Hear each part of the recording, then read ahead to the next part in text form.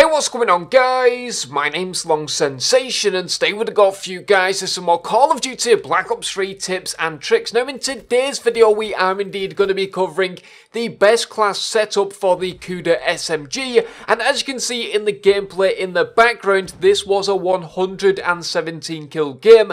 So this class setup is a combination of stealth and awareness, and well, it definitely proves to be very, very effective, and I definitely encourage you guys to try this class setup out. Now, before I get into the best class setup, I do want to say if we can hit 500 likes on this video, I'm going to upload another best class setup for you guys as soon as we hit that like goal. But anyway, guys, without further ado, let's jump into the best class setup of the Kuda SMG.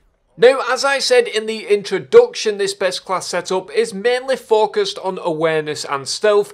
This is a very surprising combination that is going to allow you to take out your enemies very effectively, and therefore also allow you to stay alive. So first of all, for our primary weapon, we of course want to select the Kuda. Now, moving into the attachments, first of all, I will be selecting the ELO sight as an optic attachment.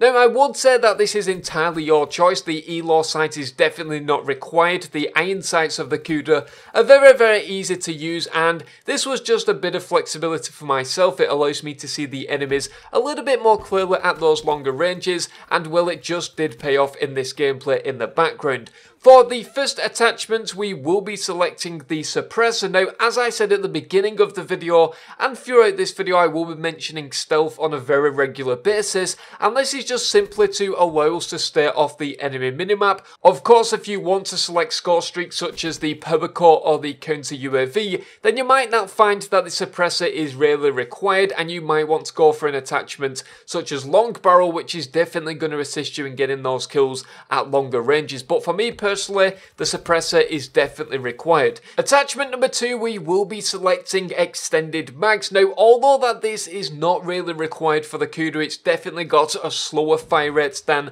a lot of the other SMGs, but I just think that extended mags is a very useful attachment to have on pretty much all of your weapons. It's going to allow you to put a lot more bullets down range without reloading a lot less frequently, and well, this is just going to allow you to get a lot more kills, and therefore guarantee you to get out of those tricky situations where you might be coming up against maybe 2 or 3 enemies, and well, having extended mags is going to prevent you from being in those incredibly tricky situations where you might need to reload if you didn't have extended mags. Now, finally, going into our last attachment, we will be opting for grip. Now, this is an attachment I like to have on pretty much all of my weapons. It's going to allow me to get those easy kills at medium to longer range, especially with an SMG. It might be a little bit more tricky, and this grip attachment is just going to increase my aim that little bit more and put a few more bullets onto my enemies at a longer range, and therefore help me guarantee that kill. Now, moving into our lethals and tacticals, we're not going to be selecting a tactical, but instead we will be opting for the C4. Now, I found this incredibly useful within this gameplay. You can see me setting it as a trap,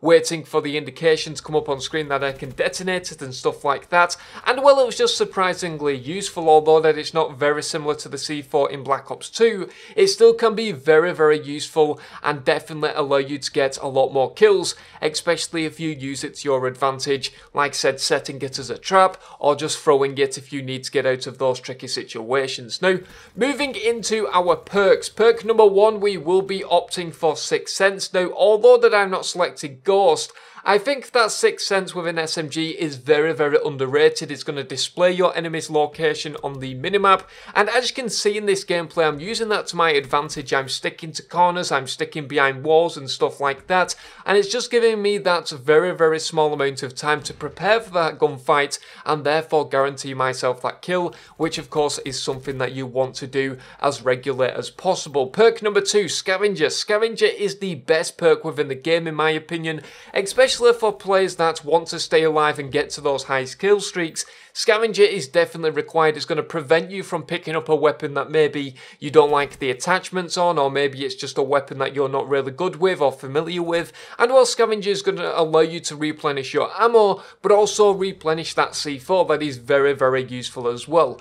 Perk number 3, finally to finish things off, we will be selecting Awareness. Now, this is a brilliant combination with Sixth Sense, although that you might feel that Awareness is basically useless because you do have that Sixth Sense perk. you're still always going to bear in mind that enemies could be running perks such as Hardwired. Of course, they could have a counter UAV up or something like that. And well, awareness is just going to be another reassurance that you're going to be able to hear your enemies and effectively see them coming, which is going to allow you to prepare for that gunfight, which is essentially something that you always want to do. When you're creating your classes, you always want to make sure that A, you have a weapon that's going to be effective in most situations, and B, that you have got a combination of attachments, perks, lethals and tacticals that are going to allow you to prepare for your gunfights and guarantee yourself those all-important kills. Now, finally, to finish things off for this particular gameplay, I was using Battery's Kinetic Armor. I think that this is a very, very good specialist ability. It's going to allow you to stay alive in those one-to-one gunfights, one-to-two gunfights as well sometimes, and I just found it very, very useful. Of course, Vision Pulse is also a very, very good specialist ability you might want to use. And for the streaks, I was of course using the Wraith, the Hater and the Raps, which is a very, very overpowered combination. If you can get those kill streaks, especially that Hater, you're going to be able to overlap these bad boys very, very efficiently, which of course is something you want to do when going for these high scoring gameplays. But anyway guys, I'm going to leave it as that. Thank you ever so much for watching this video. If you did enjoy, please be sure to leave a like. Let's try and get 500 likes on this video to get the next episode, which I will release once that's hit. And also guys, if you've not subscribed, please do so. That would be greatly appreciated. But anyway guys, I've been Longsensation. Thank you very much for watching, and I'll see you guys in the next video.